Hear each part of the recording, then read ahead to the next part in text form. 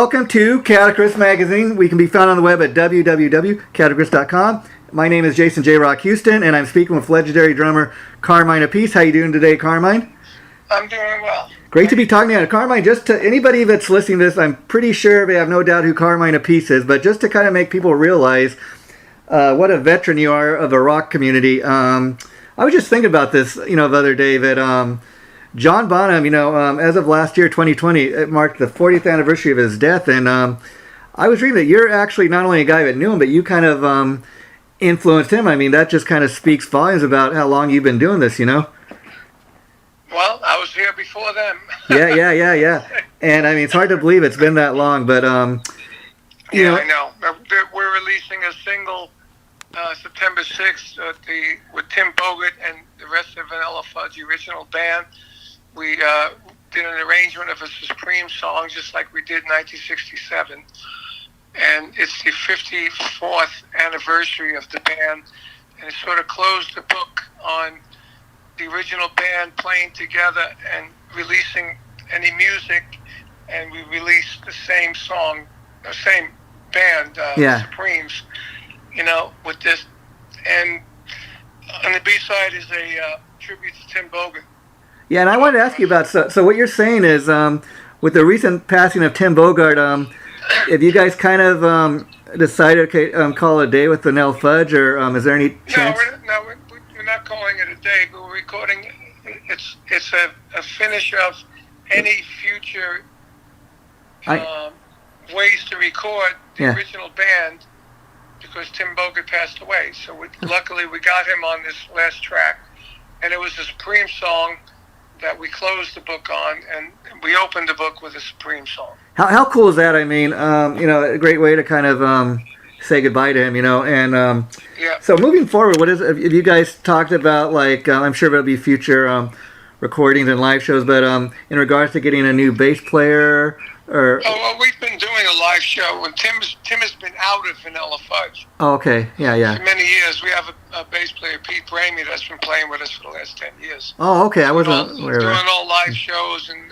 the album we did in 1967, Spirit of 67, he was on that. And the DVD we did at Sweden Rock Festival, he was on that. Oh, okay. Wow. Tim has been retired for a bunch of years, but when he got sick and we decided to do this song, I asked him if he would play on it, and he did. And when he passed away, it made it the last recording Tim ever did. How cool is that? Wow, that's cool that you included him like that. Anyways, like I said, we're going to be talking about the new King Kobra CD today, which is Sweden Rock Live. Now, this is a 2 CD kind of deluxe edition of what you guys originally released, and it's basically the whole show. So talk a little bit about your decision to re-release this. Well, I had this release on my Rocket Records digitally, and I had another small label wanted the physical rights, so I gave them that.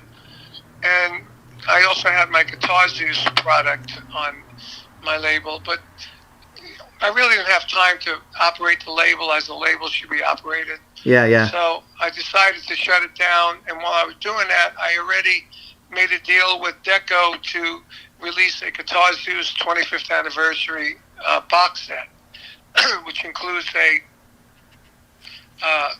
4 LPs, 3 CDs, a bunch of unreleased stuff, and this, that, and the other thing.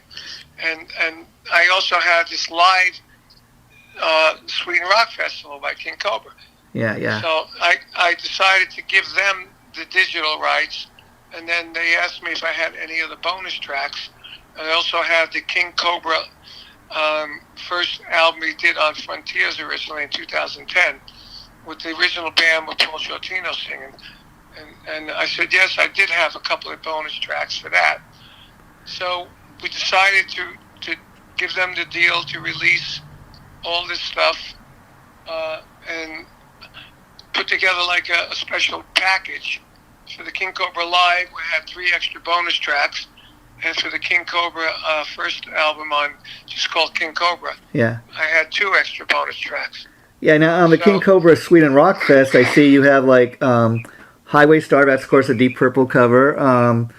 Monsters and Heroes. Now you did that with the Peace Project. I think it's cool that you're including it here. Mm-hmm. Well, originally it was recorded by King Kobra. Oh wow, okay. In 2010. Wow, okay. And that was when we did that first album for Frontiers, but we didn't give it to Frontiers. We gave it to Wendy Dio because the song was about Ronnie. How cool is that? Yeah, yeah. Lyrically, so we gave it to Wendy to do Ronnie's Cancer Fund Foundation. So and then after 5 years, when we were doing the Peace Brothers record, I said that, it might be a cool song to include because Paul Shortino's singing on it. Paul used to be managed by Wendy and Ronnie. Yeah, yeah. And the song's about Ronnie, and my brother Vinny played with Ronnie. So if we put Vinny on the track, it would make it a different track. We remixed it and got a different sound on it, and it would be cool. And you guys did a cool video for it too, I remember. Yeah, we did a video for it. Yeah. So because of that, I said, well, we'd gone to Sweden Rock that summer, in 16, and that album was coming out in, I think it was 17 it came out. Yeah. So I didn't want to confuse the audience, with what it was. Yeah. So we left it off the live album along with Iron Eagle and Running Wild. And when you get to mix things, you get really close to it. And at the time, I was thinking of Iron Eagle. Yeah. And the other one. And I thought it didn't sound as good as I wanted it. So I figured, well, let's leave those three off. So we did. Oh. So then when they asked me if I had any bonus tracks, I said, well, let me listen. So I listened to those three tracks, and I said, upon listening to them now, I always thought Monsters and Heroes was good, and coupled where we put it in the show right before, right after Heaven and Hell, where Paul Shortino did like his little solo, and everyone did their little solos. Yeah, yeah. Johnny Rock did his solo. He sang a Wasp song in conjunction with soloing. Of course, wow. The guitar players did Deep Purple's song, as part of their solo. I love that. See, wow, that's a different way of doing it. Yeah. Yeah, and then I did my solo, and Paul did Heaven and Hell by Sabbath. Sabbath that Ronnie sang. Yeah. And we did it in a way where it was a cappella with the audience, and then it went right into Monsters and Heroes, where Ronnie, it was about Ronnie. So it was a good part, nice part of the show dedicated to Ronnie. That is super cool. And I was checking out the fact that you guys got a new video for Hunger in conjunction with the live album, and I think it's cool that you choose an actual King Kobra track to kind of do a video for, because I was watching the video and it shows a real live raw power of this band. Yeah, really it does. And we never toured Europe ever. Yeah. Oh wow. And that was the first time we did one date one time in Spain with King Kobra. It wasn't the original version. It was when Johnny Rod and Mark Free left. We took the two guys who ended up starting the Bullet Boys, Mark Tureen and Lonnie Vincent, me, Mick, and Dave. And we went to Spain, and it was amazing. We had 4,000 people there. It was amazing. Yeah.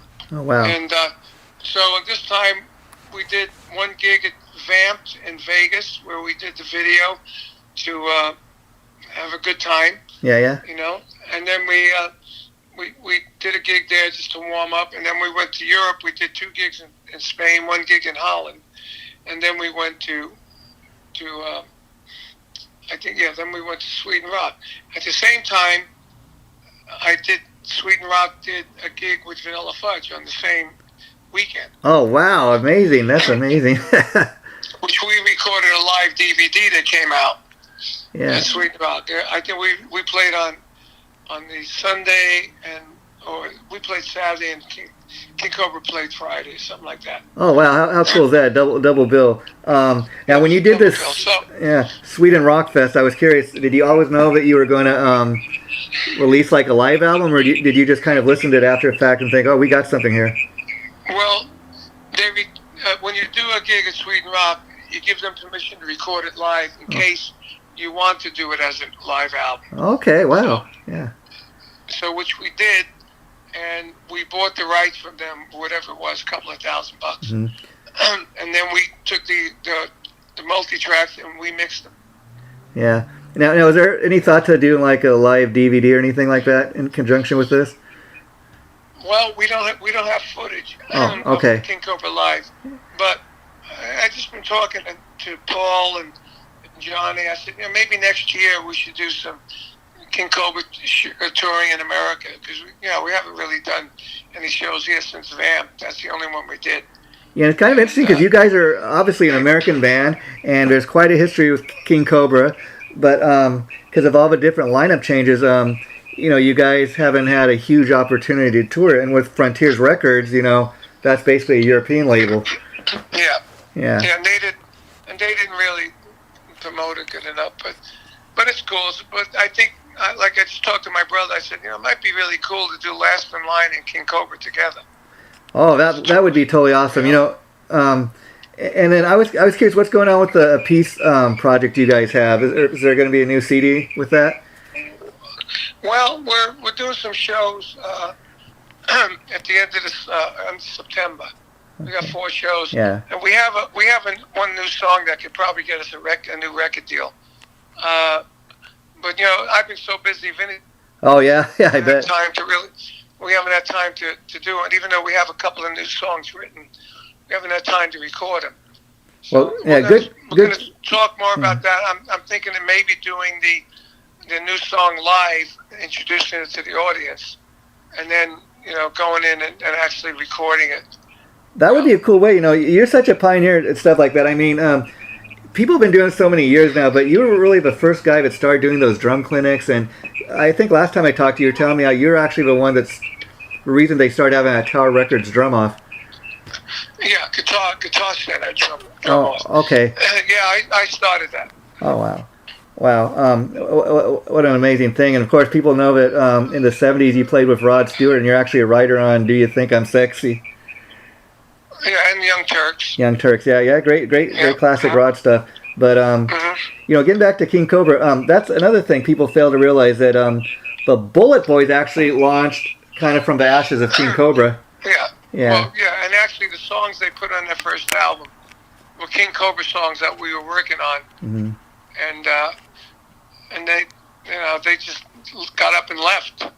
Oh wow, yeah. They really left us fat and did our songs and pissed us off, really. I bet, yeah. Yeah. I was going to sue the guys, and I said, you know what? Yeah. Leave it. So to calm me down, they gave me a Bullet Boys gold record. Oh, that's cool. Yeah. With my name on it, and I let it lie at that. Yeah. Well, I gave them a whole career. Yeah, sure. Johnny Rod, went with Wasp, but really a lot of stuff came out of King Kobra. I went with Blue Murder. Yeah. Those Wasp and Bullet Boys came out of King Kobra. And it's amazing how it all kind of comes back, not so much Vanilla Fudge, but stuff since King Kobra. I mean, all comes back to King Kobra in the sense that a lot of people, may or may not even realize that Paul Shortino is not the original vocalist. Of course, diehard Carmine fans know is Mark Free, as you said, later Marcy Free. Yeah, Marcy Free, and his career started with King Kobra too. And I thought it was very cool of you when you decided to get King Kobra back together. You gave him an offer to Marcy to return to the band. Yeah, I did. And I think that's a little unexpected, but cool. I don't know, he must have something against me or King Kobra, because somebody gave me an album, a very well recorded 2-track mix of King Kobra live at Harpo's Rock Club with like 1,000 people there, done live on the radio. Yeah. And it was a great gig. It was an amazing gig. And Marcy Free sounds amazing. Yeah. As a front person, and the band sounded great, and the mix was great. And I said, look, there's no money in the music business now in our end of it. Yeah. So, but I would like to release this because it's really good. Mm-hmm. It shows how good King Kobra was. Yeah. In the height of when we came out, we were all playing with such energy, and the band was great. The vocals are great. All the background vocals are great. And I said, there's a company wants to release this. I want to get your okay. Yeah. I'm sure everybody else would say okay. Yeah, yeah. And Marcy Free said, no, I don't want to release that. Wow, amazing. That's such a shame. But okay.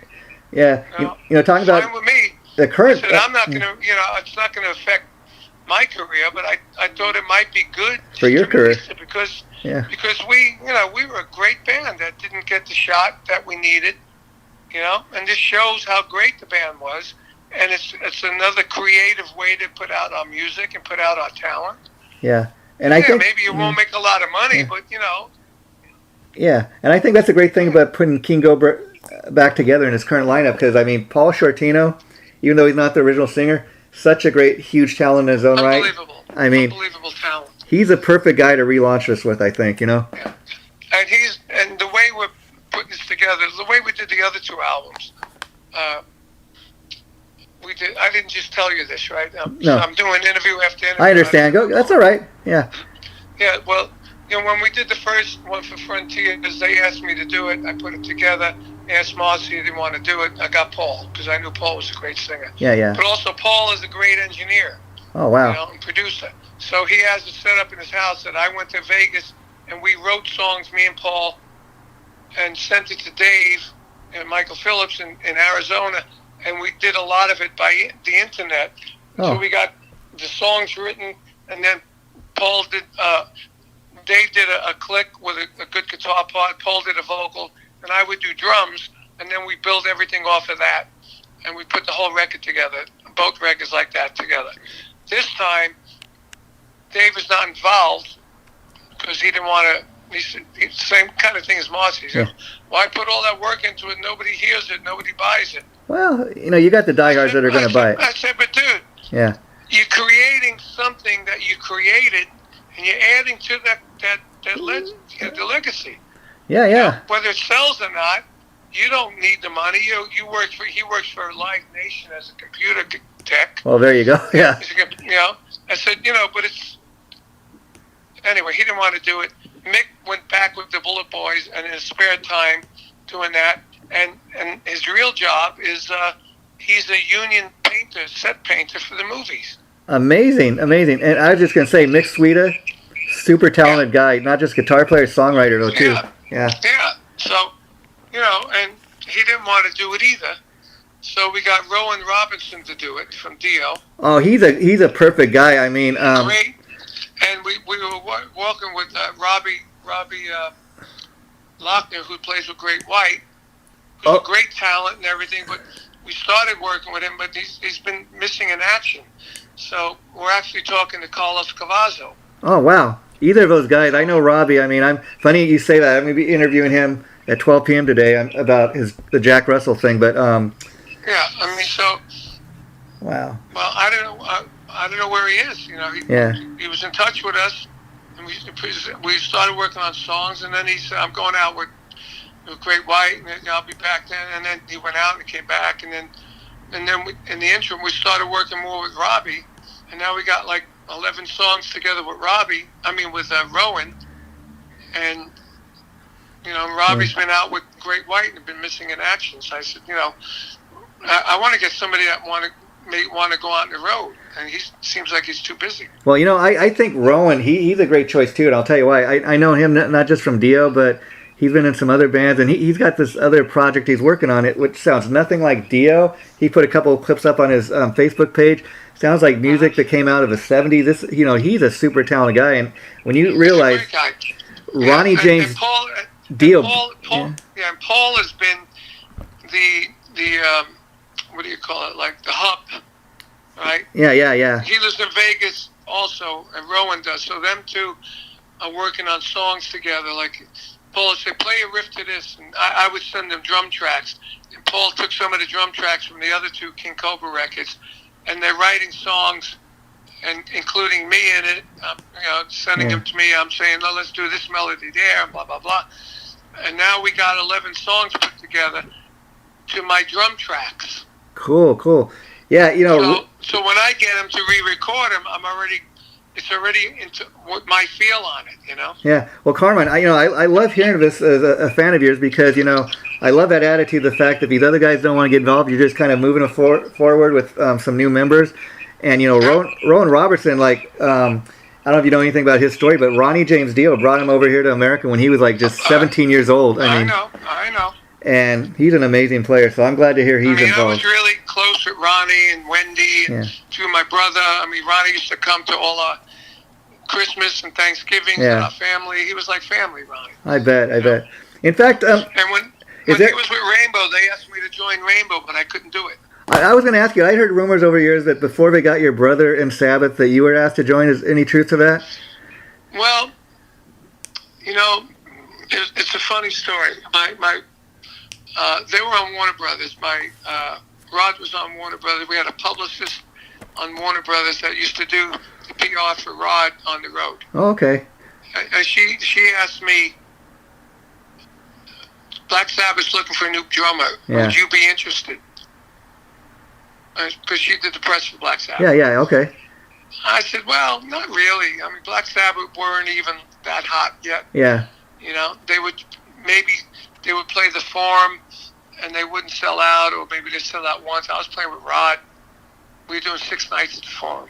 Wow. You know, I said, well, you know, I'm with Rod. I'm not interested. Yeah. You know, and then I said, oh, maybe my brother would be interested. Oh, wow. Yeah. But I don't know if that really was what sparked it. Yeah. Vinny says no. Okay. Yeah. So I'm going with that. Vinny said that Tony heard Vinny playing the Axis album, which I helped produce. I got them with Andy Johns. Oh, wow. You know, I'm always trying to, be involved. Of course. With my brother, help him out, but when I can. But he got into Derringer by himself. Nothing to do with me. Yeah. You know, and then he started Axis, but then I brought him out to L.A. and hooked him up with Andy Johns. They did the Axis album. They got a deal with some manager on RCA or something. And supposedly Tony heard that, but I don't know how Tony could have heard that. Yeah. Unless, because nobody heard that record. Yeah. Unless maybe Heidi Robinson, the publicist, maybe said Vinny is on this record, but I don't know. I may be totally wrong. Yeah. I mean, a lot. But I'm going with Vinny. Yeah. That's how Tony heard it and liked it, and it never came up that I mentioned it or anything. But that's cool. Yeah. But I know that she did ask me. Well, that's cool. So, and in regards to you and Vinny, how did you guys initially come up with the idea to do the Drum Wars thing, which is kind of morphed into a piece? Because cool idea. I don't know if anybody's ever done that before, like a drum off. Well, it started when he joined Sabbath, and everyone was calling him Appice, and I was being called Carmine Appice with Rod, because when I joined Rod said, what's the most way people say your name? And I said, it's Appice, and he said, why don't we go with that? And I said, okay. So we went with that, and everything was great for 4 years. When I joined until 1980, he came out with Sabbath, and he got a lot of press saying Vinny Appice. Yeah. And then everybody get confused, blah, blah, blah, blah, blah, blah. And then in 1988, that's 87, we did a drum clinic tour together. Wow. And it kept coming up, any questions? So is it Appice or Appice? Yeah. At the time, I had a video company called Power Rock. I remember, videos. Yeah. And it was me and my older brother and my sister owned it. Okay. And I said to Vinny, why don't we do a Drum Wars video and like just make it where we battle for the name at the end of it. Whoever wins the drum battle gets the name Appice or Appice. Yeah, and it's become like we had no concept. We had no idea of the script writing of it. We just played it as it went along. And then we took what we had and edited it together. And some bits that we knew we were going to put in, we put in. But it ended up with my older brother calling up. It said, the old office phones. Yeah. The buttons that says line 1, line 2. Yeah. So he called up on blatantly one of those old phones, and it said, Frank, the older brother Frank calling in on a satellite phone. Yes. And he's talking to this woman who was on Eyewitness News in L.A., and she was like the commentator on okay, yeah. She was doing interviews with me and Vinny and interviews with different people, and we made it like a newscast, like a documentary newscast. Yeah. And did you see it? I seen some of the clips through the years, but yeah. Okay. So anyway. Yeah. So at the end, my brother calls up and goes, "They're both wrong. It's not Appice, not Appice. It's Appice. Yeah. It's Italian." Yeah, yeah. So she goes, oh my God, so that means this whole drum wars thing we just did, the battle was for nothing? They're both wrong? See, he says, that's right, it's a peach. That's the name. Yeah.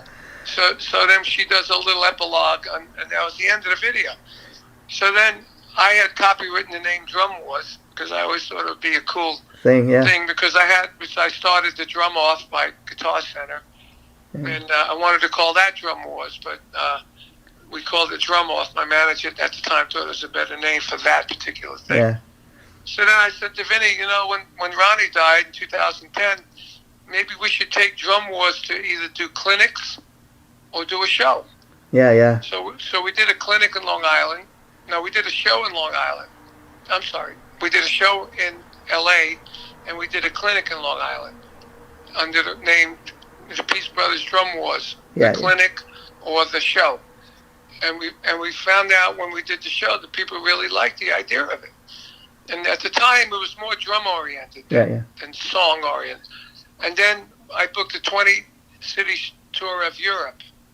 And on that 20-city tour, we figured out what we needed to do to make it more into a show, adding more songs, adding like songs like the Mob Rules where we both play it together. Yeah, yeah.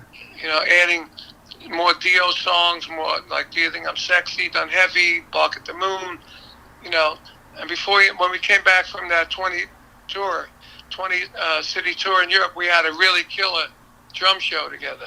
Yeah, yeah. A drum wars show. And then when we did the album, I wanted to call it a Peace Drum Wars, and the label just wanted to call it a Peace. Oh, wow. So let's call it a Peace Brothers. Yeah, yeah. Appice.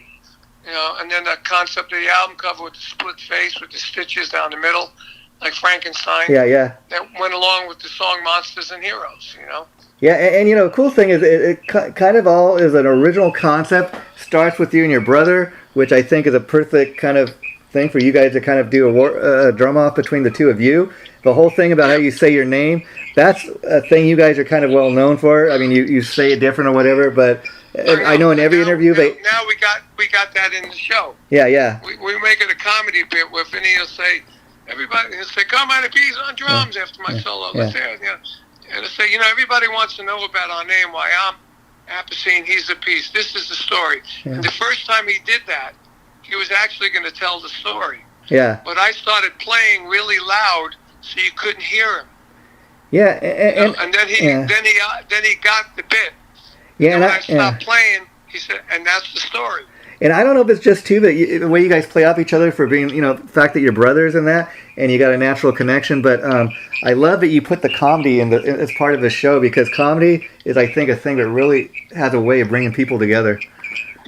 Well, that came from doing the clinics. Yeah, yeah.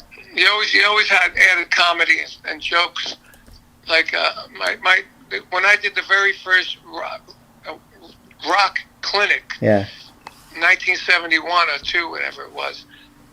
My mentor was Joe Morello, the jazz drummer who did clinics for years. And he said, teach him, play well, and keep him laughing. Yeah, yeah. You'll always have a successful clinic. And that's what I did. And, from Vinny seeing my clinics, he did that with his clinic. And Vinny's a natural jokester. Yeah. If you ever watch our Hanging and Banging show, he's the comedy part of that show. Yeah, I was getting ready to ask you about that, because, how did that come together? Because I think that's another great thing of you guys coming together and kind of both playing off of each other. And not just Vinny, but, you've got your own comedy thing going there too, Carmine. Yeah. Well, I've been used to doing it at the clinics. But basically that came together because last year I have another show that I do called The Rod Experience, which initially started with all these guys that played with Rod. I had Phil Chen, Jimmy Crespo, Danny Johnson, who played with Rod too. Me, that was 4 guys out of 6. Had a guy that looked like Rod, and we did the 1979 Kick-Ass Rod Stewart show. Oh, wow. The one we sold out the Forum. And we added Young Turks to it because I never played Young Turks with Rod. Okay. And basically, we toured. We went to Europe. We did gigs all over America. And last year, we had a couple of gigs booked at a casino with this agency called Love Agency. Love Productions, actually. Okay. And So when COVID hit, we had to keep moving that date. It was big paying money. Yeah. And we kept moving it. And the owner, Steve Love, said, I'm starting something called Artists on Lockdown for all my artists that can't work because of COVID. I'd like to do something with you, and we can call it Hanging and Banging. Oh, wow. You know? I said, okay, that's interesting, because I wasn't doing nothing else. Yeah. I said, and I was living in Connecticut and New York at the time. I didn't live in Florida yet. Yeah. And I said, okay. She said, we got to get another host. So what if we get Ron Onesti, who runs the Al-Qaeda Theater and a couple other venues in the Chicago area? Okay. Yeah. Who I've worked for for many times, and he had the Rod experience there, and he had Drum Wars, he had Vanilla Fudge, he had everything but Cactus. But he's got Cactus coming there later in this year, finally. But anyway, so I said, okay, and Ron makes great meatballs. Yeah. So we always goof on that. So Ron came on, we did the first show, just me and him, and we had like 10,000 views at the end of the day. Oh, wow, amazing, yeah. So we said, that's great. And so the first guest we had was my brother. Cool. On that show. Yeah. Right? Yeah. So then I said, you know what? We got a lot of views. Let's do it with me, Vinny, and Ron. Yeah. And it'll be a lot more fun. We got the Drum Wars tie-in, the Brothers tie-in, and then all the different bands we could have on that he knows, people he knows, I know. So for the first, 6 months, I pretty much got a hold of all the guests. And what's that like, Carmine, for you, being on the other side, interviewing other people instead of being the one interviewed? Well, it's not really an interview. Okay, just kind of a hangout. It's a hang. Yeah. It's a hang. Yeah. Like last week, it's going to be on tomorrow. It's going to be on Susie Quattro and Josh Todd from Buck Cherry. Yeah. And Susie Quattro, I know from 1973 when I was there with Jeff. Yeah, I remember when she was on Happy Day. That's where and she was huge, and she was on Happy Day. Yeah. I knew Henry Winkler. It was like a lot of connection there. But I haven't seen her or talked to her in years. So we did a pre-record, which we've done a few times with Tracy Guns, because he's in Europe too. It's hard to do when the people live in Europe. Yeah. So we did it, and Ron's connection was bad, and he copped out. Yeah. And Josh Todd had to get off quickly because he was on the tour bus, and they were shutting down the power. Okay. So it ended up with me and Susie, and Vinny was on the road. Yeah. So it was me and Susie, 45 minutes. How cool is that? I Usually Ron's the guy that prepares the questions, and we bounce off of that. Oh wow. Yeah. But now it's like me, but we got along great. Matter of fact, she texted me, emailed me the next day, and we went back and forth with 5 emails. And she asked me if I'd play on her next solo album.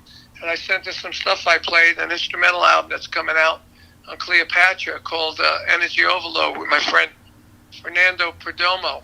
Oh, wow. He's on a Netflix documentary called Echo in the Canyons. It's got all those guys from Laurel Canyon, Frank Zappa, and oh, wow. Crosby, Stills, Nash, Joni Mitchell. All these people are on there, and it's Bob Dylan's kid did it. Oh, okay. Wow. And so he's on there, very well represented on there, and he's played with a lot of different people, and he was on there with Clapton and stuff. So he's on this new solo album. So I sent her one of the tracks called Flower Child, and she said, "Oh, I love this song. I could do vocals on this." I said, "Do it." Yeah. So Susie's doing the vocal. Any idea when that'll be coming out, Carmine? That's coming out on September 24th. The single called Rocket to the Sun. She's instrumental in the video coming out August 31st. That is cool. That's sweet. Something to look forward to. Now, another thing before I let you go that I really want to ask you about real quick is there's this other artist I interviewed recently. She told me you've had a big hand in helping her, Lisa G. You want to talk about your involvement with her? Yeah. Lisa was, I do these things called like Cameo. And another one, I forgot what it's called, but it's like that. So she paid $125 to talk to me for 30 minutes. Wow. And then at the end of it, she said, "I would love for you to play my record. I got Kenny Aronoff played for the last 20 years on 20 songs on my record. Yeah. I said, well, look, I'm not really one of those guys. I don't just play on anybody's Yeah, record. yeah. You know, anybody's record I play on, like Susie Quattro, Stanley Clark, Eddie Money. I know who they are and what they can Floyd, do. Yeah. Ted Nugent, you know. But you don't see me playing on Joe Schmo's record. Yeah, yeah. You know? I said, you know, my brother does that. I don't do that. You know? Uh-huh. I said, I would do that if I get involved in writing the song, I produce it, Yeah. I do the whole shtick, you know, from the beginning. Yeah, I yeah. don't just go, you send me a song and I play on it, you pay me $500. Yeah. I don't do that. She goes, well, what do you do? I would love for you to produce me and all that, write the song. I said, all right, well, let's talk. So then we got off the phone. I contacted her by email. We exchanged numbers. And I started talking to her. I said, send me some song ideas. And I said, let me see if I want to work with you. So she sent me some song ideas. And I said, wow, this chick's really talented. Yeah, yeah. You know? So I said, all right, I like this song, the Love Thing. And I think it's really cool. But, you know, we need to work on it. Mm-hmm. You know, because it's not really ready to record with me to record it anyway, as a producer or a drummer. Yeah. And she says, well, I got this guy, Don Mancuso, who I knew plays guitar, and James, who's out now with Megadeth, Yeah. plays bass. I know these guys. I could work with them. So we did. So I worked on the song with her first. We rewrote the whole song, you know. Yeah. And then I put drums on it to whatever she sent me. And then, no, actually we sent it to the guitar player. So there's always got to be a guitar. Yeah. Yeah. I sent it to him. He put some guitar on it. I worked on a basic guitar part with him. I put drums on it. And then after I got the drums, I worked more on the guitars. And then we put the bass on it. And then I did her vocal. Recorded all her vocals. Oh, wow. You know, and I gave her some ideas for backgrounds, and key changes and bridges and blah, blah, blah. And then I gave it to my buddy Pat Regan to mix. He's a great mixer. Yeah, yeah. I thought he did a great job mixing it. And then she does videos. So Yeah. I recorded the video with a couple of cameras in my studio, and then gave it to her. She mixed it, and she edited it.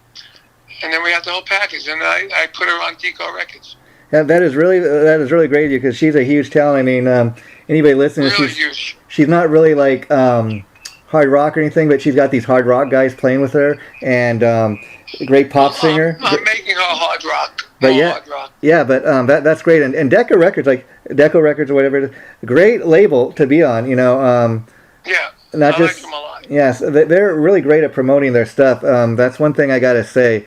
So I think, and she was telling me when you got involved with her, you made the songs that much better, your production and everything, Carmine. She said, I just can't believe. Now we got a second song already done. We're working on 2 or 3 more songs. Yeah. And we're not really pushing anymore, because we're going to re-release Love Thing, and we're going to release it with an EP. That is great, because that's the thing. It's a great little pop tune, Love Thing. But the only thing I got a new song called Automatic Reaction, which is really cool. Yeah. It's sort of like, it's a slower song, but it's not really a ballad. Yeah, it's going to be a heavy ballad.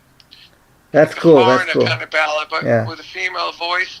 Yeah. And really cool guitar lines, and really, really, really affected a chorus. Really good. Yeah, yeah. I can't wait to get my studio up and running again so I can do the drums. Oh, that'll be awesome. Now, I guess the last thing I kind of want to ask you about is, you got a connection. A lot of people know to Vinnie Vincent, and I just could not believe a guy that when you and Jim Crean were gonna do that gig with him, he canceled it. You want to talk at all about that? And Tony Franklin. Yeah. I mean, I thought this guy's been away for. There's really nothing to talk about. The guy's a flake. Yeah. He's a ripoff. You know, I liked him as a friend when I first met him. We put the Carmine and the Rockers together. Yeah. But, he blew the whole deal we agreed, because I had the name, I had the connections, and, and I did like what I do with Lisa. I was doing with him and his songs, help him arrange and put them together, get them recorded by Andy Johns, Yeah. And in return, we were splitting all the writing equal. I mean, whether he wrote the song, whether I wrote a song, or the band wrote a song, that way everybody drives a Rolls Royce, you know? Yeah, I mean, here's the thing, Carmine. The last thing I'm going to say on this subject, I thought a guy that's been away from the music scene for like 25 years has a chance to do a gig like that and come back. I mean, you get the legendary Carmine Appice, Jim Crean, Tony Franklin, all these great guys, huge talents, and because you don't get to pick the band, you blow it up. I mean, and the worst thing I can say about the guy, that's not the case. Yeah. He didn't, if he's saying he didn't get to pick the band, he did pick the band, but nobody wanted to work with him. No, and I think he's got a history of that, so that's all we'll say. And I talked to him. Yeah. For 2 hours when I first talked to him. Yeah. And I said, I'd like to do it, Vinny, even though he screwed me around. I had a whole grudge. Yeah. Even Kiss called me and when they were putting him in the band. Yeah. I said, what do you think? I said, talented guy, great guitar player, great songwriter. Yeah. But trouble. Yeah. You called it. You called it, but Right? When they brought him in anyway, and then when I talked to Paul at a later date, he said, you were so right. Yeah. I said, I know. Yeah. And then when he came out with Vinnie Vincent, Invasion, I thought it sucked so bad. Yeah. It was horrible. Oh yeah. Trying to play like Yngwie. He wasn't Yngwie. No. You know, and the sounds, all you heard on the whole album was guitar. Yeah. You know, and the singer, I forgot who the singer. Robert Fleischman. Robert Fleischman. Yeah. You know. He wanted Robert, one of those guys, to sing on this project, and he didn't want to do it. Yeah. When I was talking to him, I said, "Look, forget about all that stuff back then. Yeah. This is now. Let's have some fun." He said, "Yeah, we can go out and do a tour. We can make some good money." I said, "Great, I'm up for it, man. Let's do it." Yeah. I said, "Who do you want? Who do you got to play bass?" He goes, "I don't have anybody." I said, "Look, I could probably get Tony Franklin. Yeah. Murder in the First." Yeah. He says, "Oh, that would be awesome." I said, "Okay, yeah, I'll get Tony." And at the time, he was talking to Fleischman. I said, "So it'd be me, you, and Tony would be a killer band, you know?" Yeah. He said, and he was all excited. Yeah. It's and a promoter guy who ends up being a friend of mine now. Yeah. Wow. Said, "Okay, I'll give you guys a deposit for what you're going to get for the shows." Yeah. I said, "Okay." So he gave us some money deposit, and he gave Vinny a big deposit. Wow. And then Vinny. We got Jim Crean to sing. Yeah. I forgot about that, actually. Yeah. And then Vinny just blew it all out, and he kept the guy's deposit. I offered to give him, me and Tony offered to give him the deposit back. He said, no, you put your time into it, your time aside, keep the deposit. And we became friends. He also booked speaking gigs, which he's got some speaking gigs booked for me next year. Oh, amazing. And Carmine, I wanted to ask you too, but you're talking about your Guitar Zeus project. I mean, it's amazing that you got that together, being a drummer. Yeah. It's kind of a unique project for you. To talk real quick. That was the idea. Yeah. When I put that together, yeah, I was working with Bob Daisley, Jeff Watson, and Joe Lynn Turner. Not a bad lineup. No. Mother's Army was working in the San Francisco area. And Jeff had a studio in his house, so we all stood at Jeff's house. And Jeff had just come out of Night Range. He got a solo deal like that. Yeah. I had a solo deal 10 years before that, and the Pasha deal, and then Rod Stewart's label. Yeah. And I said, man, it's ridiculous. Being a drummer, it's so hard to get a solo deal. What do I got to be, a guitar player? Yeah. A solo deal? Well, I said, maybe I should do a guitar album. Yeah. And I'm talking to Jeff and Bob. Maybe I should do a guitar album. I'll call it Guitar Gods. Yeah. Man, you guys are freaking lucky, these guitar players. And then I said, we were screwing around with the name Zeus instead of Mother's Army. Oh, okay, that's how that. We're probably better off with Zeus. Yeah, who knows? Yeah, so I said, I'll call it Guitar Gods. I said, you know what? I'll call it Guitar Zeus. I was kidding around. Guitar Zeus, though, it fits. It's stuck. People, even all these. It's a great name. So when I went to bed that night, yeah, I'm in Jeff's room in his house. I went to bed and I'm thinking, wow, Guitar Zeus. That's a fucking great name. And I can get guys that I know, friends of mine, to play guitar. I'll ask Ted Nugent. Brian. I'll ask Jeff Beck. I'll ask this one, that one. And then I can, I'll do the whole record and I'll just get them to play solos. I said, what a fucking great idea. So as time went on, the 90s came, it was like 1992. Yeah. guys like me and Bob Daisy and all that, we were like dinosaurs because Nirvana and all that was big. Yeah. I worked a lot in Japan that year, for 10 years actually. And I met a guy, Doug Aldrich's manager, named Warren Wyatt. And so I asked Doug if he'd come to do this tour with me with this band called, it was me, Tony Franklin, Kelly Keeling from Blue Murder. Okay. And Doug had a big band in Japan. He said he couldn't do it, but, I said, I'm also looking for a manager to do this Guitar Zeus thing. I said, talk to Warren. I talked to Warren. He got me a deal out of Japan for $140,000. And in the interim, I was doing clinics. I did a clinic with Brian May at a guitar shop. And I asked Brian, would you play on it? He goes, yeah. I went and saw Ted at a show. He'd play on it. King's X guys, they're playing on it. I figured if I can get those guys on there first, that'll draw other people in. And I did, and it drew everybody in.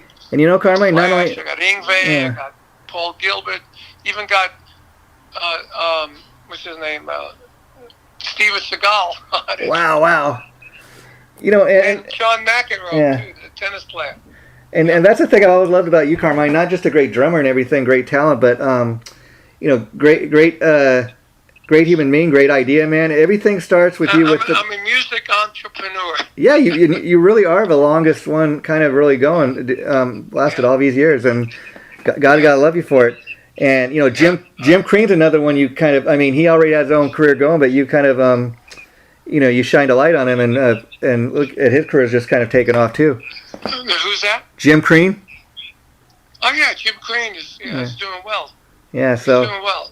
Yeah, but he's a talented guy too, and a nice guy. Yeah. His wife is JetBlue. We used to fly JetBlue free passes. Wow. With him. We don't do that anymore. Just at a point where just pay for whatever. But and at the beginning, Jim said, "Don't even pay me." He said, "I don't even need to be paid." Yeah. We always paid him. Of course, yeah. That's. You gotta pay you. Well, as you can tell, Carmine, I'm a huge fan of yours, and it's been a pleasure talking to you. And I guess the final question is: you mentioned the Rod tribute project. Any chance that there'd be more shows of that, or have you ever given any thought to doing a CD or something with that? No CDs, but looking at what the Steve Love Productions is. I told him this would be a great idea.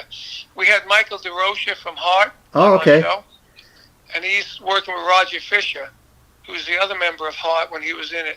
And they've got a tribute to Heart with two original members. Oh, how cool is that? Called Heart to Heart. Oh, wow. So I said to Steve, it'd be really cool to do a double bill, the Rod Experience and Heart to Heart. Yeah, wow. And playing like big casino gigs. Yeah. Theaters, 2,000 seat theaters, that kind of thing. So we're planning to do a tour like next May, in the beginning of May, for the first couple of weeks with that. Okay. And then in regards to King Kobra, the new album, you think that'll come out sometime next year? But you guys are working on? Yeah. Mm-hmm. Okay, great. Maybe we can talk then. And you recently appeared at Rockin' Pod. Is that correct? Yeah, we did attend that, right? And the reason I bring that up real quick is I have a friend, because I know you meet a ton of people, but this guy's a guitar player named Mike Flores, and he was telling me that him and his buddies met you and Vinny at the then, and he was saying that you kind of commented because he happened to be wearing a Vinny t-shirt. Oh, I love your shirt. oh, him. Yeah. Yes, I remember. I said, are you fucking crazy wearing that shirt? Yeah, he told me that in this town where he blew out so many gigs and fucked people over. Yeah, he was telling me real quick. He's saying, him and Vinny were super cool to us. We got a chance to talk to you guys. So, thanks so much, Carmine. And the interview will be going up probably in about 2 to 3 weeks. I'll be sure to let Chip know when it goes up. And you got it. Take care, buddy. Thanks.